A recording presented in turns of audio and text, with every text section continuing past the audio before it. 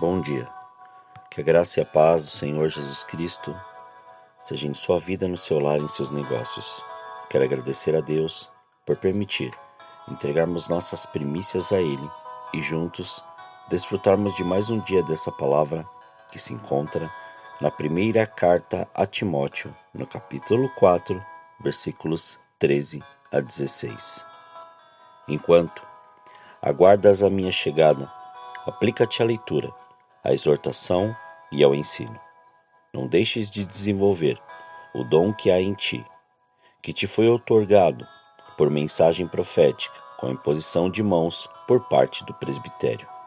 Dedica-te plenamente ao cumprimento dessas responsabilidades, para que todos possam testemunhar o teu progresso.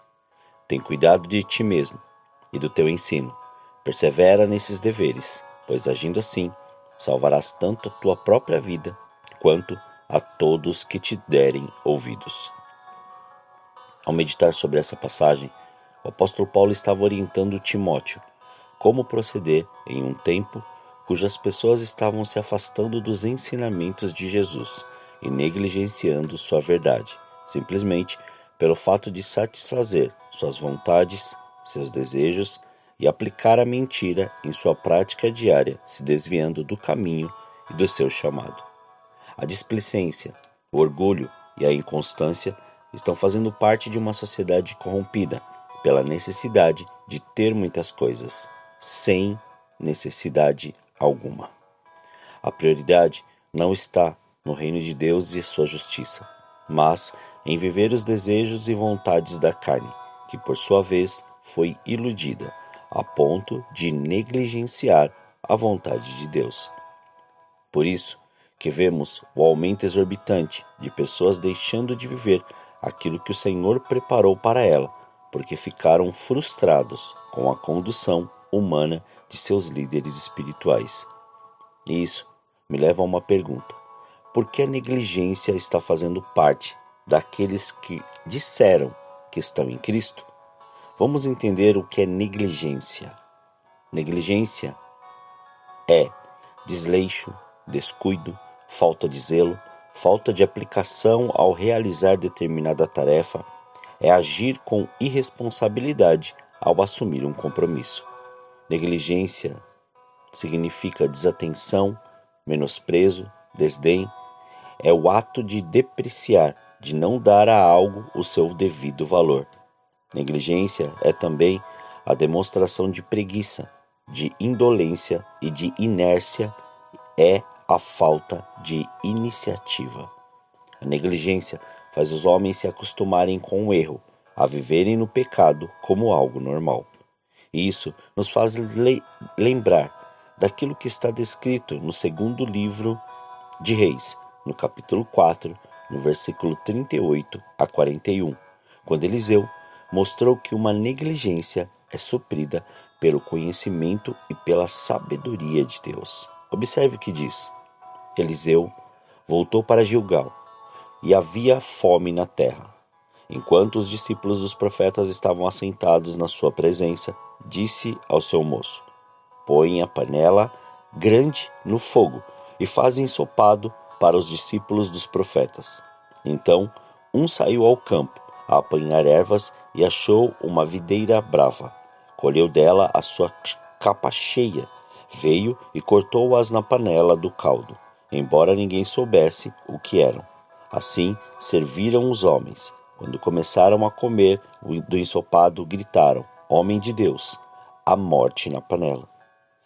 E não puderam comer. Disse Eliseu: trazei farinha. Ele a colocou na panela e disse: serviu ao povo.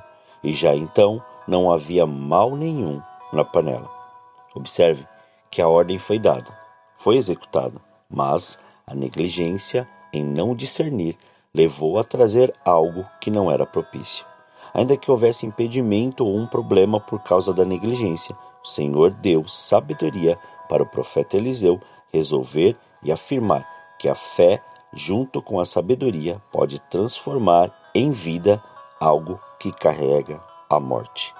Você percebeu que um ato de negligência pode fazer com que várias pessoas se alimentem de algo que vai fazer mal? e também a falta de percepção do que está fazendo não te dá a visão clara para discernir o que é bom daquilo que não é? A negligência faz nós nos acostumarmos com o mundo e suas concupiscências, que vivemos com elas sem notar que vivemos em trevas. Por isso que Jesus, em sua conversa com Nicodemos, responde a ele dessa maneira, como vemos descrito no Evangelho segundo João, capítulo 3, versículos 19 a 21. A condenação é esta: a luz veio ao mundo, e os homens amaram mais as trevas do que a luz, porque as obras deles eram más. Todo aquele que pratica o mal odeia a luz, e não vem para a luz, para que as suas obras não sejam reprovadas. Quem, no entanto, vive de acordo com a verdade, vem para a luz, a fim de que se veja claramente que as suas obras são feitas em Deus. Aquele que negligencia a ordem que foi dada não entende a obediência. Não vive a promessa, porque não crê, e jamais cumprirá o chamado, porque não quer vivê-lo. E para concluirmos, voltamos ao que lemos no início. O apóstolo Paulo estava dizendo a Timóteo que a obediência, a fé e a prática diária é que o manteria longe do velho homem, pois não deixaria que negligenciasse a vontade revelada do Senhor para a sua vida.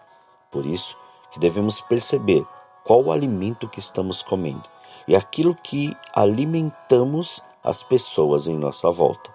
Pois, se você sabe a verdade e não a vive, você está alimentando as pessoas com a mentira. Se você sabe como fazer algo e não faz, você não está reconhecendo o seu chamado, a ponto de deixar de crer e colocar a sua fé nas coisas fúteis e sem valor.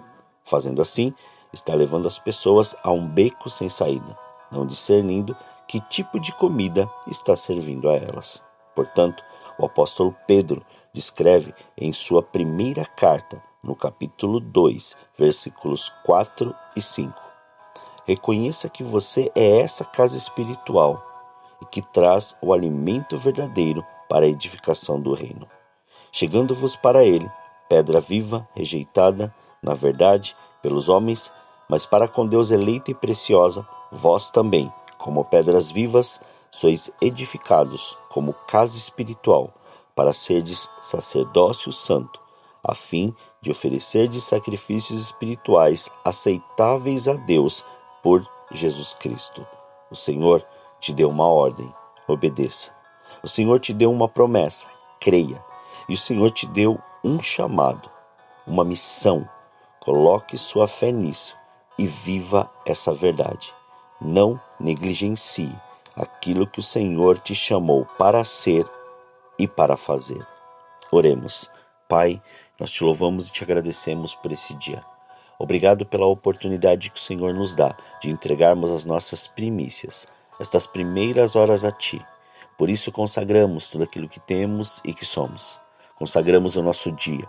Consagramos, Pai, agora todas as nossas ações, pensamentos, palavras, atitudes, tudo aquilo que nós vamos ver e tudo aquilo que nós vamos ouvir, para que se cumpra e se estabeleça, Pai, a sua vontade e o seu querer. O Senhor nos deu, Pai, uma ordem.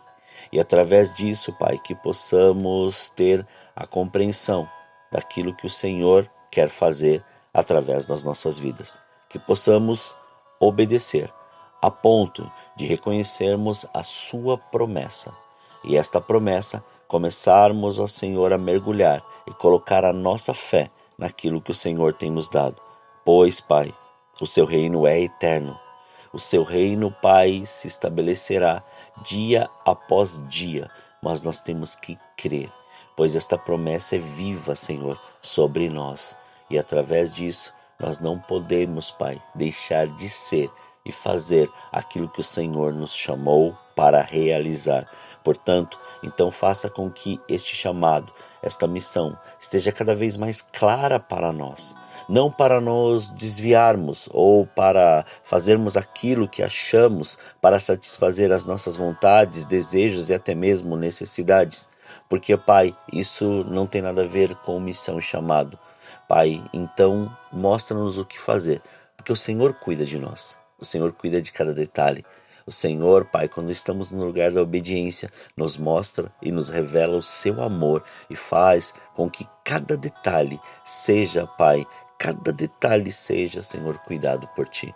Por isso nós somos gratos. Muito obrigado pelo seu amor, pela sua presença e pela sua unção, mas mantenha-nos alertas neste caminho. Mantenha-nos, Pai, alerta naquilo que o Senhor quer realizar em nossas vidas e não nos deixe, Pai, ser iludido por nada, mas nada desta terra e nenhum tipo, Senhor, de oferta seja maior que a sua presença em nós. Muito obrigado, Senhor. Que a nossa prioridade continue sendo em Ti e que nós possamos a cada dia mais buscar, Senhor, o Seu reino e a Sua justiça e fazer com que, Pai, esta presença seja manifesta dia após dia. Muito obrigado, Senhor. Assim oramos, agradecidos, em nome de Jesus. Amém. Que você tenha um dia abençoado na presença do Senhor. E quem vos fala é o pastor Leandro Araújo, da Igreja Apostólica O Caminho, de São Paulo, capital. Obrigado, que Deus te abençoe.